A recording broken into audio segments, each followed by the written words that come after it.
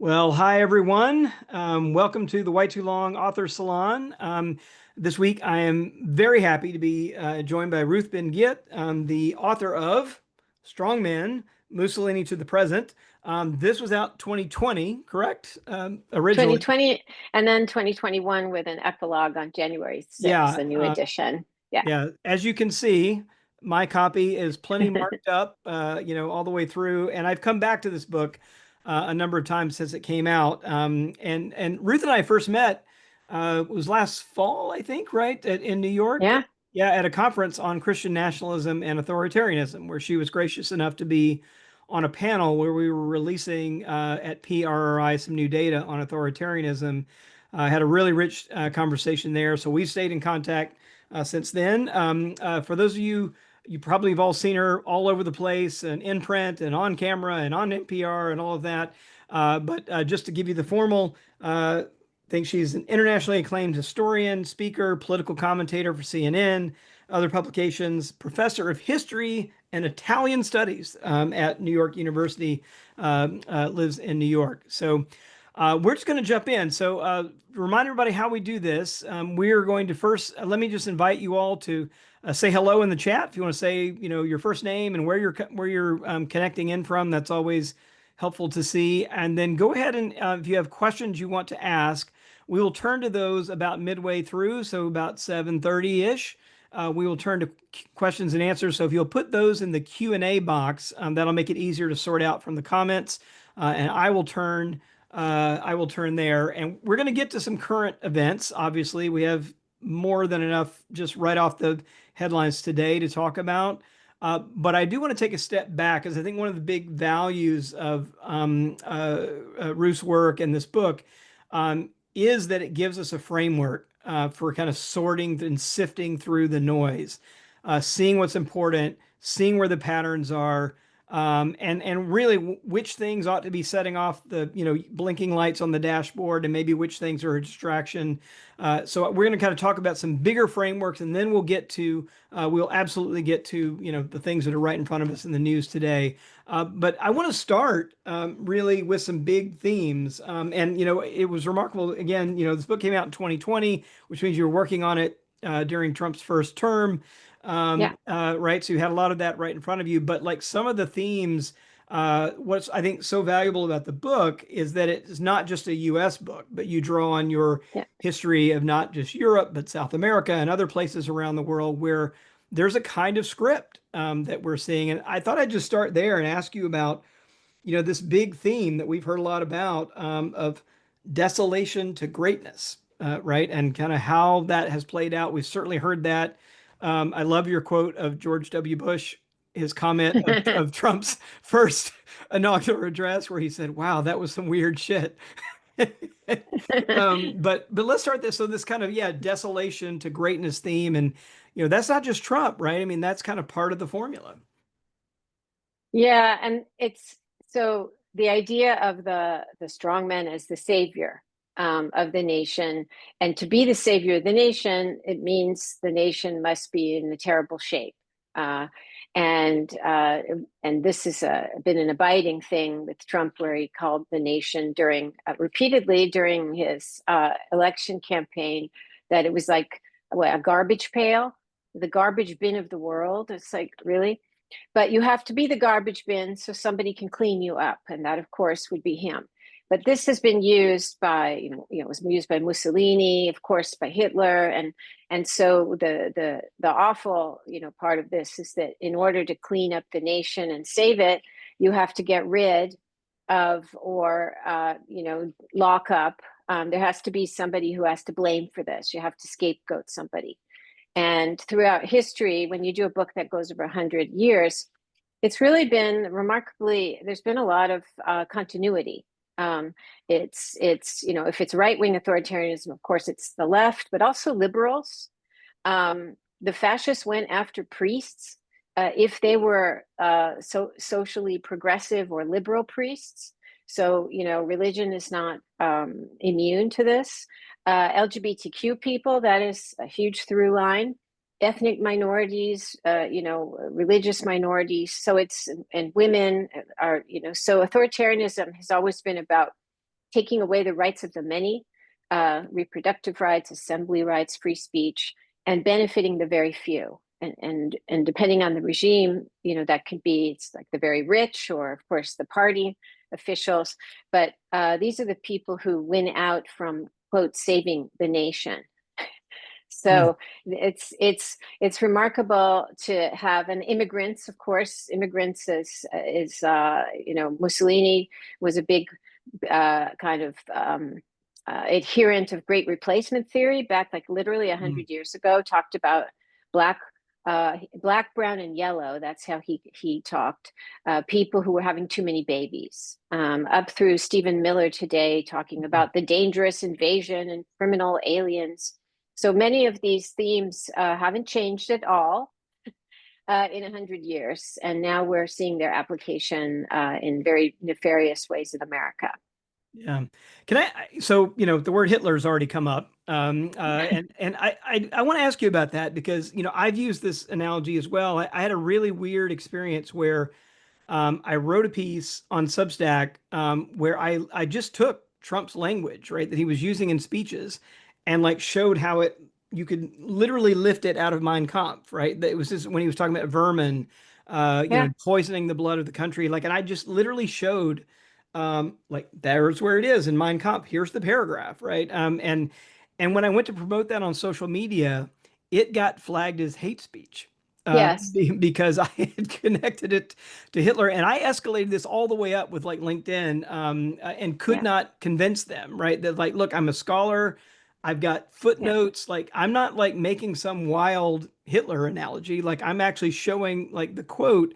And there is this kind of knee-jerk reaction, and even as academics, we were rightly taught not to reach too quickly for the Hitler analogy, right? Because it was always thought to be hyperbolic. And so people are like really reticent to do that. But, I've found myself, and I know you have too, when it's right there, we should talk about it. So maybe talk a little bit about that, and whether you get much pushback when you kind of make these comparisons. People say, "Oh, come on, you're making too much of this." Yeah. I think that the way I always put it is, at least in terms of the book, but also my work, it's not really a comparison. It's to show, my book is a history of over 100 years. And so it shows how, rather than comparing them, it shows how certain blueprints and certain strategies, including calling people vermin, get reused. The outcome is different because we don't have as many one-party states. It's not going to look like historic Nazism. The Holocaust was, a multinational, transnational criminal operation, the biggest of its kind ever in history. That isn't going to happen on that. It's not going to look the same.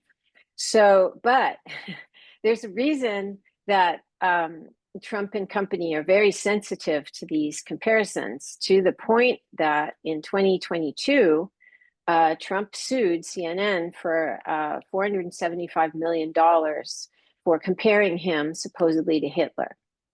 And I know all about this suit because my work was named in it. I wasn't personally sued, but so the people named were Jake Tapper, who said something on air, Chris Chalitza, who's no longer there, and then CNN at the time, they shut down their opinion section after this. I think too much liability. But at the time, they published over 1,000 op-eds a year, and many of them by freelancers like me. I've never had a contract, and only one of those op-eds was singled out for prominently. It had a very long quote in the lawsuit, and it was because I was talking about the big lie, and I was exposing his method of lying, calling it a big lie, which was not just me calling it a big lie, but they didn't like that at all. And so of all the people cited, there was, I remember, an alarmingly long kind of excerpt from my op-ed, and they were very angry, and it got dismissed by a Trump appointed judge, so nothing happened. But then when he started with the vermin, the Washington Post interviewed me, and also my colleague who's now at Columbia, Tim Naftali. And we said, this is like what Mussolini and Hitler, this is the way they talked.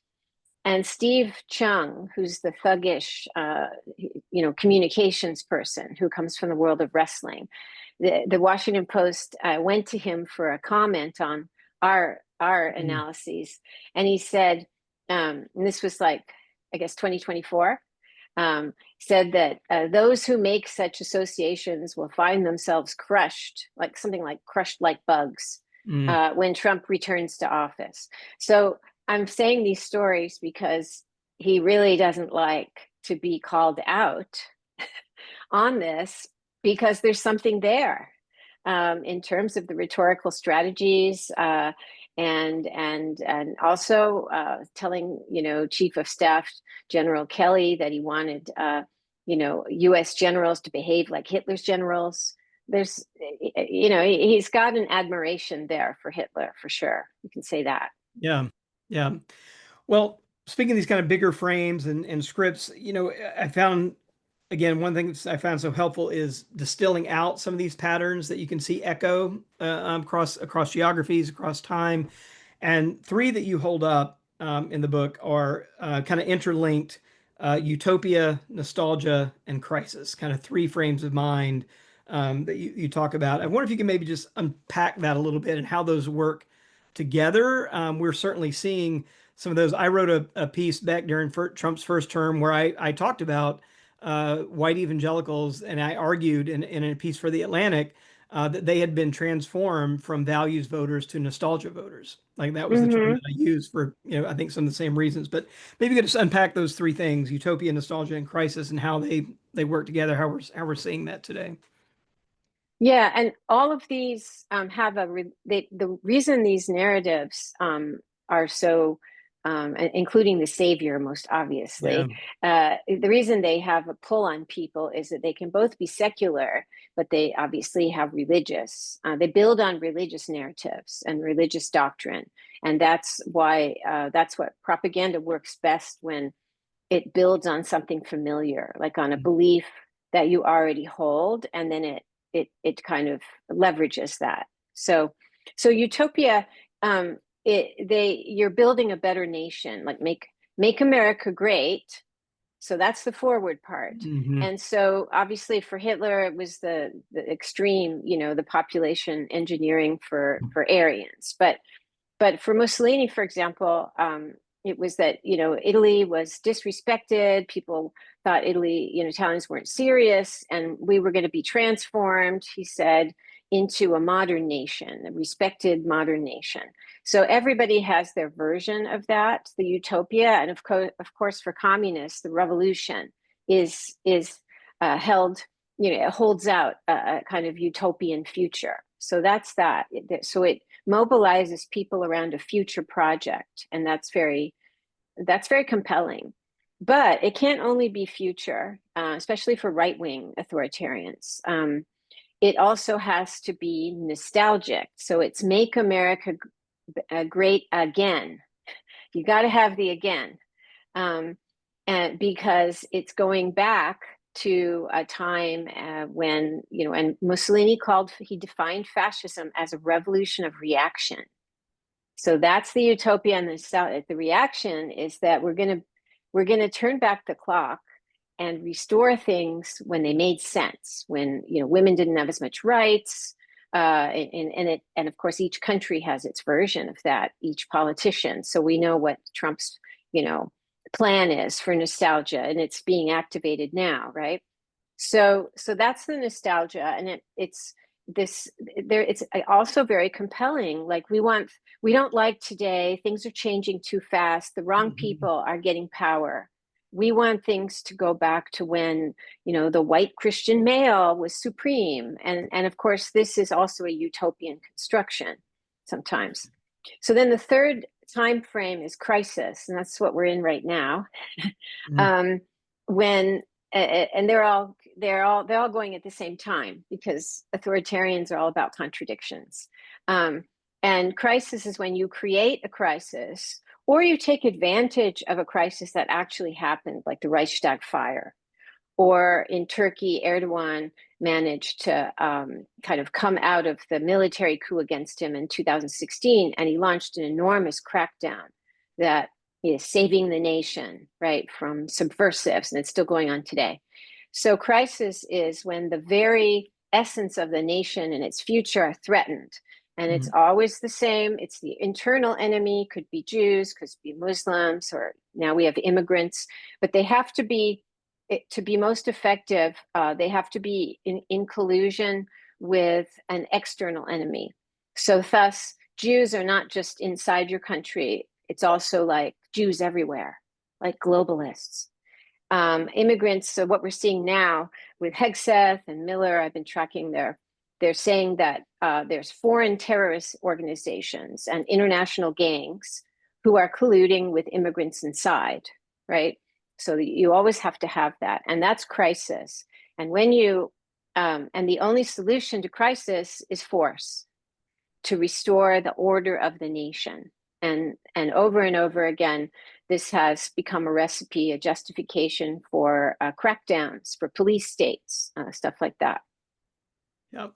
No, it's so like clarifying and helpful. I want to kind of go back to the nostalgia thing. You know, when we first had our kind of first in-person conversation back in New York, you know, we were releasing all this new data, and we were showing all the positive correlations between this view of Christian nationalism, right? That the U.S. is a Christian nation, that that U.S. laws should be based on, you know, on the Bible and Christian teaching.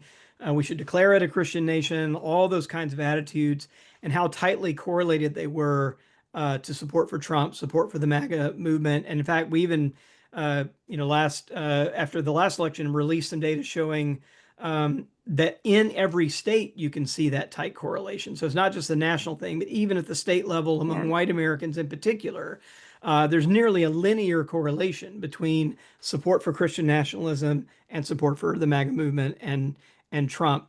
And this idea, right, that how nostalgia plays in a religious key back. And I thought it'd be helpful, you know, you talk about it in places like you might not expect it, like Russia, for example, right? So I think sometimes our knee-jerk reaction is, oh, wait, Russia's, you know, atheist and against religion and isn't going to be like leaning on religion, but that's not really the case at all, at least in Putin's Russia. So I'd love to hear a little bit about you kind of make some of those connections between this kind of Christendom idea, right? Kind of restoring Christendom and Western civilization, that whole set of rhetorical strategies, and how that looks kind of here and even in surprising places like Russia. Yeah, in fact, a lot of the stuff the propaganda we're hearing about now and we've been hearing about in America, you know, it's not limited to Trump administration, but since 2016 about saving civilization, a lot of that is repeating pronouncements of Putin and Kremlin propagandists from 2012, 2011, 2013. And I have some examples in my book where Putin, you know, Putin decided to kind of use Christianity and the Russian Orthodox Church as his partner. They are very, very important partners in the Putin project.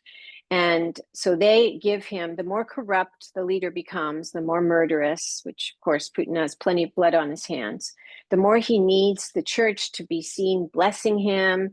You know, he takes an ice bath, and there are the priests waiting, you know, with their beautiful, what are they, scepters, to bless him when he comes out. He depicts himself on calendars, you know, not only sniffing flowers and fields, but also in church. So he has created a sense of himself as pious, and this is part of his alliance with the Russian Orthodox Church. In return, the church has gotten a huge amount of money to restore its churches and restore Russian Orthodox churches in Russia and around the world. So it's what I call an authoritarian bargain, and it's been very effective. And then many people, you know, have looked at how the Russian Orthodox Church also has. It's part of the information warfare and surveillance apparatus. And so it's connected to intelligence networks. be hard for it not to be in Putin's Mhm. state. So it's a whole political operation. But what it does is undergird this whole ideology of saving civilization by cracking down on LGBTQ people who are morally depraved, other kinds of morally depraved people, and using religion and morality to smear people who you don't like politically. Yeah. So, The radical um, left lunatics and yeah, evildoers, right? Yeah. evildoers or people there was people can get uh, like smeared with accusations of pedophilia or just whatever, but that's how morality policing is used. And so this Christian jump thing is big there. It's also very big in Orban's Hungary, Hmm. where they have all kinds of they've kind of featured churches that go back to the Christendom era. And that's very big there for the similar reasons. Yeah. Where Tucker Also, Carlson and CPAC yeah, have been hanging exactly. out. Yep. Yep. And even in Brazil, which you might not think, Bolsonaro is, he's an evangelical. And there's the European kind of minority there, which he belongs to. He's Italian origin, and he converted from Catholicism. And so there they have kind of tried to weaponize the Christendom thing in Brazil. So it's part of the toolkit of right-wing authoritarians, pretty much wherever they are. Yeah.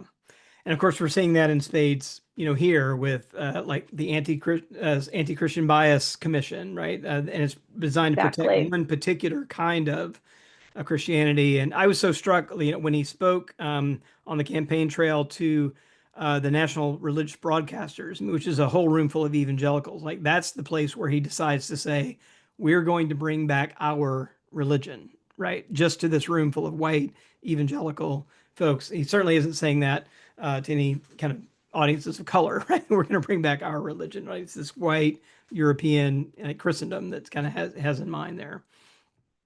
Um, Yeah. And yeah, and one of the other continuities, which is just very frustrating, is many times the people who make these bargains that are very effective with religious institutions and are held up as paragons of morality, and people are blessing them.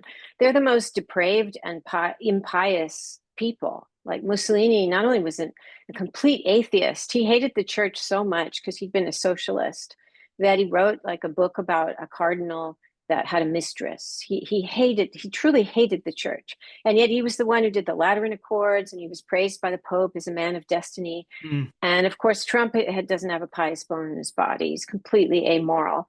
But he's been the one who is, by not just Christians, but Orthodox Jews. He's saving the nation. He's there by the will of God.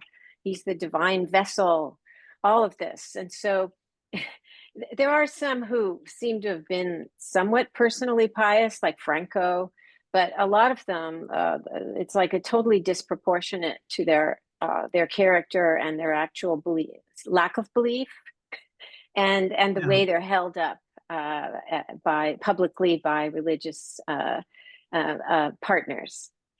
Yeah, no, it's been really interesting, watching the somersaults that particularly white evangelicals have turned trying to square the circle of their support for Trump, Yeah, And so first it was, oh, he's a immature or baby Christian, and he'll mature and he'll grow into it, right? As this presidency goes on, we're not hearing that anymore. And now it's just purely transactional. Oh, he's our guy, he's our bully, essentially, is the argument that we're really yeah. hearing now. And it's kind of out there in the open. So we're going to turn. I'm going to ask one more question on my end. We're going to turn like 5 minutes to Q&A. I see maybe one question over there. So go ahead, and if you've got some questions you want to field and get Ruth to answer, put them over there. I'll turn to them in about 5 minutes. The last one I want to ask about, and maybe we'll talk a little bit about where we sit right now and what we're staring at this week and ahead for this weekend. But you're right. I found very interesting about aesthetics, like aesthetics, AESTHETIC, politics as an aesthetic experience. And I do think it's something that Trump has been very skilled at doing. It's kind of political theater, Hmm. staging, very aware of imagery, and those kind of snapshots. I mean, everything from he's now redone his official portrait twice, right? From his original smiling portrait to a kind of gold tinted, ominous one to now a very darkened, ominous one that's hanging on the wall. And I'm guessing it's going to be rolled out this weekend in banners and all kinds of crazy stuff at the military. Um, Is he? Oh, he has a new one. he does. He just last week it Oh, went I didn't even know that. darker. So this one is like in shadow. It's all the flag has disappeared Oh, behind him. It's all black oh, behind him. It's quite ominous, even I'm gonna compared look to that the. up. So you kind of went from like smiling with his little pen to mugshot Trump, and now this one is Yeah, just dark, dark, dark. I see. Oh, Yeah. great. Okay. So it's worth looking at, Yeah. on the, and it's up now at the White House just this past week. But maybe say a little bit more about, yeah. So you talk about this aesthetic experience, always with the leader as the star of the show, right, in the center of it. Yeah. Really, people roll their eyes when I say this, but I'm still going to say it because I believe it. Trump is one of the most skilled propagandists in history, and he really is. He got tens of millions of people to believe that he won the 2020 Yeah. election, working not in a one party state. It's easy if you have a one party state like Hitler and Mussolini and, you know, Xi Jinping today.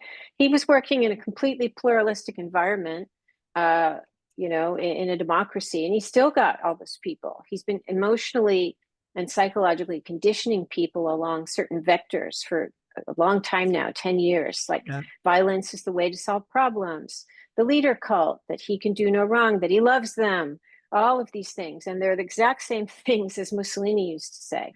So Yeah, I was just looking this up, like really skilled. I was looking at this the other day. There are still 31% of Americans who believe that the 2020 election was stolen, and a Yeah, majority of Republicans still believe that today. I mean, it's just remarkable. yeah, and okay, I don't want to give him too much credit because if Fox News weren't Yeah, backing it up 24/7 and all the other parts of the media ecosphere, it wouldn't have worked. But the hinge and the bond that he has, because he's the one who benefited personally from January 6th. Had it gone on, had it worked, he was the personal beneficiary. That's why they turned out for him. So that's he's really good at it. And he also is a man of television. He's a man of the image. And I was very struck that the White House photographer, who I guess who did Trump in his first term, I don't know if it's the same one now, but he had done all these, I don't know, he'd done like 10 presidents or something. And he said that everybody else was just like in and out. It was just like a task. They were quick. mm, He said Trump, he took forever because every tiny adjustment, everything had to be just so because he's a man of the image. And everything he does is designed to generate a certain kind of image profile. And no detail is too small, including that's why now we've got this administration. I think the new tally with Jeanine Pirro is 23 high officials come from Fox. And yeah, why is that important? Because they know how to lie smoothly. They know how to look good, or they have a certain look to them. Think about Kristi Noem posing with her hair extensions and her Rolex in front of Bukele's lager. Um, and she looks the way that Trump wants, his ladies to look. And they're smooth liars. The same with Hegseth. He has, as we know, he's not very qualified to be a defense secretary, but he was a Fox Business host, and he's a smooth talker, and he looks accent on looks, clean cut. And so this is part of the political theater: the people, the messengers, as well as the images that are shown. yeah. Well, along these lines, so we're talking about politics as an aesthetic experience. Before we turn to questions, what are we seeing right now? In LA, and what are we going to see this weekend? So I'm in DC. Our PRI's office are 3 blocks from the White House. We can't even get to our offices starting on Thursday. We've sent everyone home for the week. What are we going to see this weekend? We'll still have protests in LA. We'll also have this big spectacle. in DC. Knowing what you know, like what are you expecting? Yeah, I mean, they're trying to provoke a crisis. They the the response that they are manufacturing, bringing, federalizing National Guard, even bringing in Marines, it's wildly disproportionate to the threat. The protests are scattered, decentralized, and overwhelmingly peaceful. There's no need for this. And in fact, the LAPD had said there was no need for all of this.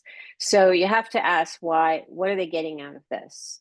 And this is about many things, but it's about showing these state security forces, that's what you call them in other countries, and the military as compliant with the commander in chief. It's also about deterrence in the future. Trump, he's a narcissist like all these leaders, and he doesn't want his big birthday celebration, the sight of it, the aesthetics of it, ruined by protesters, because any parade has a parade route, and we stand there and we can either be clapping or not clapping. And think of all the tanks there. I mean, this is like the aesthetics of intimidation. I'm very uncomfortable as a historian of military coups that there's this whole assembly. I don't like it at all. Just I don't think there's going to be a coup, but I don't like it at all, and either do a lot of other people who study these things. So it's modeling the compliance of the military, and that's in DC. At the same time, the military is being asked to help crush protesters, and that's not a role that they've had before. So it's all about increasing the power of the executive, showing that they're omnipotent, and also making people too afraid, trying to make people too afraid to protest in the future, including not only on his stupid birthday, but into the future. Yeah. Well, thanks for that. We're going to turn to some questions now. So we got a handful here. So for Mary, she says, I believe it's possible that the head of the executive branch is being manipulated through their emotions, biases, and needs by others who are much clearer about the strategies and techniques you're discussing. Do you concur? And if so, who are the smart people who are cynically organizing? So I guess basically, like, how much is Trump really running the show, and how much is he, kind of being kind of manipulated behind the scenes? I don't know if he's being manipulated, because he's both very relentlessly focused and efficient about the things he cares about. He cares about propaganda and emotionally conditioning people, the stuff I said before. He really cares about making money from the presidency. So, in Trump 1.0, he spent 1/3 of his time visiting Trump branded properties. That meant playing golf or whatever the heck he was doing. So that was a Washington Post investigation. So he wasn't there 1/3 of the time. And so that making money and doing things that benefit him personally and his family, but really only him, is part of it. So I don't know if he's manipulated, but he delegates. He delegated to Musk. He let Musk come in, and there were things he got in return because he's venal, right? He got the money to be elected, and God knows what else. We don't even know. He got legitimacy for cryptocurrency through Musk. That's really big, because that's giving him, ultimately, that's going to give him billions, and that's what he cares about. But there are people, the most important people who are very, very dangerous fanatics are Stephen Miller, who is in my book from the first time, on immigration, and Russ, I think it's pronounced Vogt. Yeah. He's the one who famously, he's Project 2025. He's the head of the Office of Management and Budget. He had Wrote that the job section on before. executive power, right? In Project 2025. Yeah. And he, all we need to know about his personality and morality is that he said numerous times in 2023, 2024, that he wanted, if Trump came back to office, he wanted to, quote, put the civil servants into trauma. He wants to traumatize them and make them feel that they're afraid to come to the office, and he wants to humiliate them. Like, so this is just, he's like a sadist. Very, very damaged. These are very damaged people. And every regime, I have somewhere in my book something about this. There are these people who sit around waiting, thinking 24/7 about how to make others' lives difficult, how to persecute people efficiently. And I think I listed Miller, and also Erdogan in Turkey, this guy who was his ministry, he was the minister of the justice minister, because Erdogan arrested like 100,000 people. So these are these dangerous and depraved minds who sit around, people sitting around trying to make our lives miserable. And so there's many of them. And the kind of top competence that is valued by Trump is loyalty, and also fanaticism. There's a lot of fanatics. Kennedy is a fanatic. These are extremists, and they play well with religious extremists. A certain mentality, right? That they're in the right. There's no other way. This is what has to be done, no matter what the cost. And that's very scary. So that's how I'd answer that question. Yeah, I think about Pete Hegseth, who, as you rightly said, I mean, with his hair slicked back, he's camera ready, every time you see him. But if he takes his shirt off, you see the extremism, right? He's got these tattoos that are, Christian nationalist tattoos. He's got a Crusaders slogan, "God wills it," tattooed to his arm over a sword. So, you get this kind of combination of both, right? The kind of slick, camera ready, can tell the lie easily, but then also like literally inked in his skin, the extremism there. So Kate asks, how do you become a historian of fascism? So, yeah, it's an interesting topic always of an author. Like, how did you come to this? Like, what brought you to this work? It was a kind of roundabout thing. I grew up in well, now it's burned, Pacific Palisades in California, and beautiful, tranquil place on the ocean near Malibu. So the farthest from, you think, from, fascism or anything, but it was a place where a lot of famous Germans went into exile. And so Thomas Mann and Arnold Schoenberg, like famous intellectuals. And so I knew about this, and I just got very intrigued with what it meant that these people had to uproot themselves and start over. And Schoenberg's, the composer, his son was a teacher at my high school. So I started talking to him.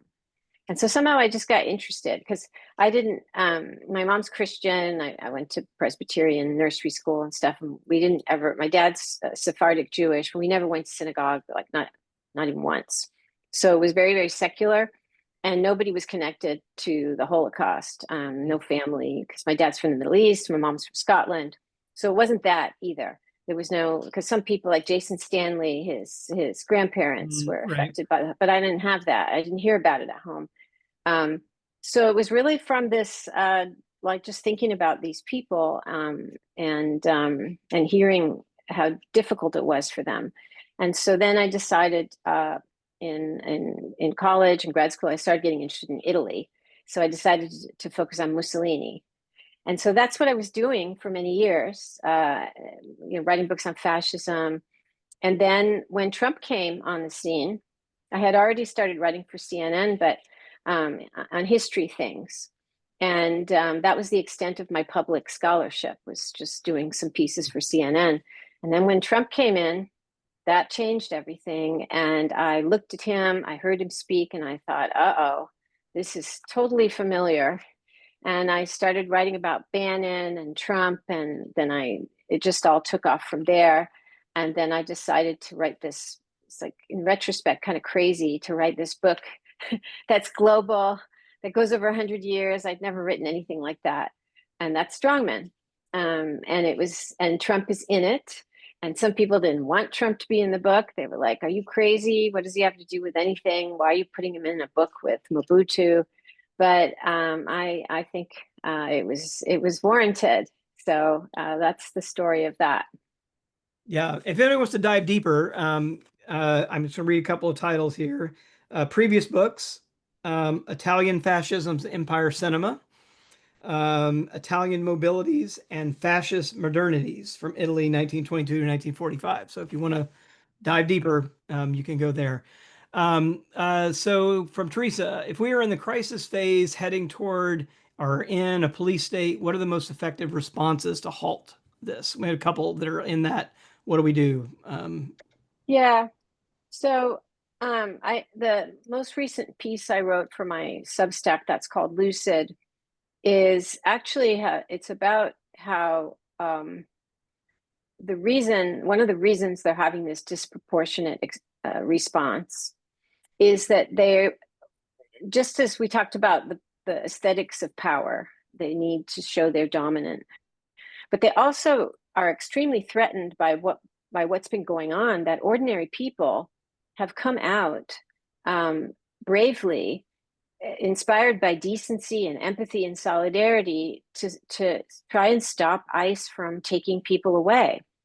And it's happened over and over again. It's very moving that people come out and it's taking risk for themselves to help the vulnerable. And that is what authoritarians cannot stand. That is the most, I think, it's not only Christian love, but it's forms of love. They can't abide that. They can't have that. And so they've got to shut that down immediately. So this is why, however we do it, becoming. I also wrote a piece called "Why We Resist" in Lucid, that I'm actually quite proud of, and it's about how they need to shut down all signs of morality and decency and kindness, but we can embody those values in our actions. However, we're going to do it, whether we're on the street or we're helping people to register to vote, or we're doing charity work. We can do that, and that's one way that we can also start talking to people who are still, into MAGA or other forms of fanaticism. I think it's important to have these conversations. So those are some things we can do in the name of different values. Yeah. I just want to say, I should have plugged it at the beginning. I'll plug it now and at the end. You absolutely should sign up for Ruth's newsletter, Lucid, on Substack. I'm a subscriber. I'm a reader.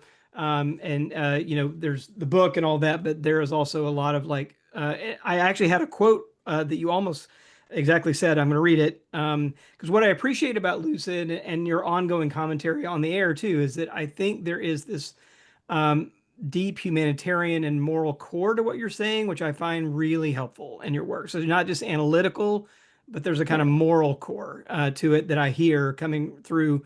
So you wrote, authoritarianism depends on breaking the horizontal bonds of solidarity and empathy that lead people to risk their safety to protest injustices against others. And I think that's really the core of what you were just Yeah. saying. But you'll get a steady diet of that that was helpful to all of us, I think, right now. So I'm going to link together two quick questions that are from Larry and Mary Kate that I think are similar. So half or more of the country sees right through Trump. Just a quick little editorial on that. I keep remembering and reminding everyone that in this last election, 40% of the country Yeah, did not vote. I So, know. so the split was 30%, 30%, 40%. That's the split, right? And it was just this kind of Horrible. minimal difference between Harris and Trump. But it really was his 30% of the country that brought him to power, right? And on public opinion polls, that's typically what we see. His favorability rating rarely goes above low 40s. That's kind of where it is. But so half the country sees through him. That's right. What does successful resistance look like? What are some strategies? And then Mary Kate very specifically says, I plan to go to the protests on Saturday. There's No King Day protests going on all over the country this weekend, including here in DC. What do you recommend based on protest movements? How can they be, maybe successful Maybe what's to watch out for? Um, often with protests, it depends when it's happening, but like it's very important to protest now because we're in a phase of authoritarian consolidation. And I think that, that as I said before, this escalation of force is because of the upcoming protests. Not just his parade, it's the protest, the No Kings. That's a brilliant slogan, and it's directly offensive to Trump. And it's easy to think that this protest alone doesn't change anything, but you can't really think that way because it's like building something. Um, and I know there's a lot of frustration with like, what can we do? And why aren't others and institutions and the Democratic Party doing more? But and they should do more. They should have been more prepared, yes. But no country on earth has been, especially one of the size of the US. It's a big country. It's a complex country. No country has constructed a big tent, organized pro-democratic movement in 4 months. It just takes longer.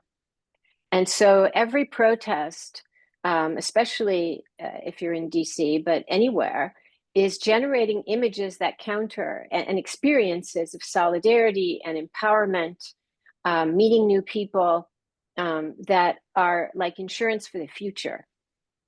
So I don't know what will happen. There's probably going to be, as it builds, there's going to be more force used. That's very scary. We have to acknowledge that. But right now, in the arc of an authoritarian state, this is where it's important to show others that someone is doing something. Great. No, thanks for that. So from Richard, we can see Trump's acolytes lying regularly. Do you think they know they are lying?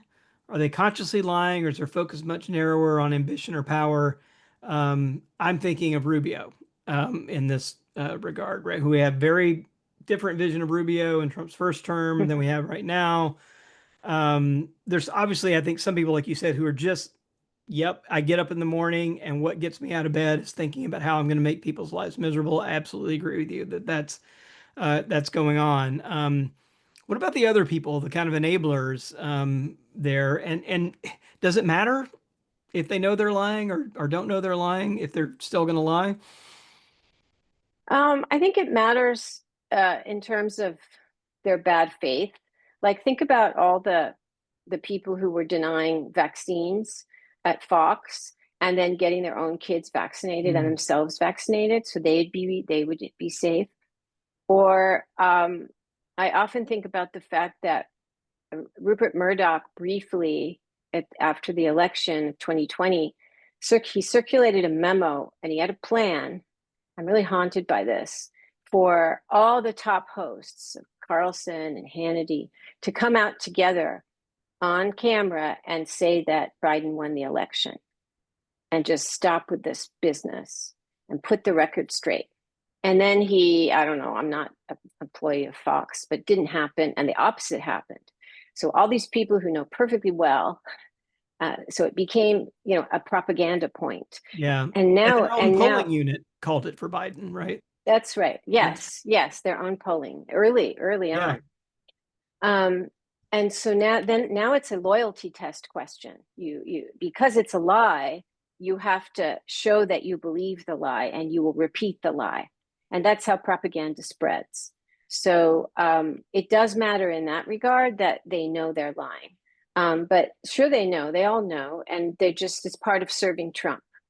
And it gets to a point where almost everything you're saying is a lie, as well as the undergirding is a lie. And the problem is some of these people think that if they just do a few demonstrations of loyalty, then Trump will leave them alone. Every time you're in it, he's going to call on you for more, and there's no bottom.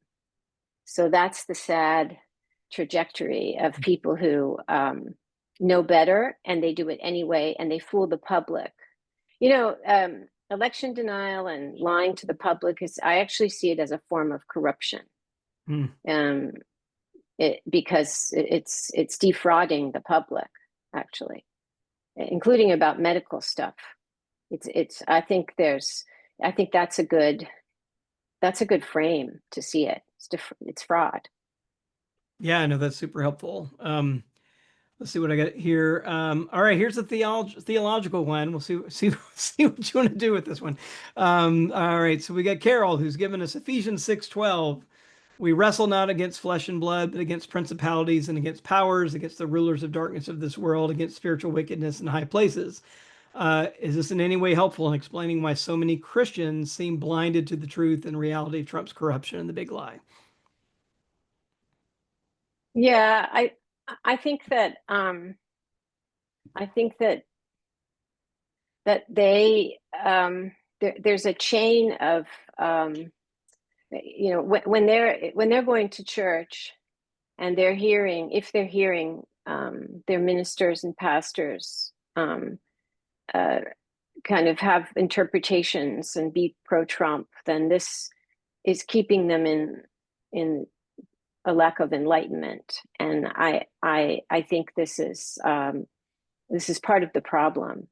And it's not just the big heads of churches, it's how a little bit parallel to what the other question about the secular part.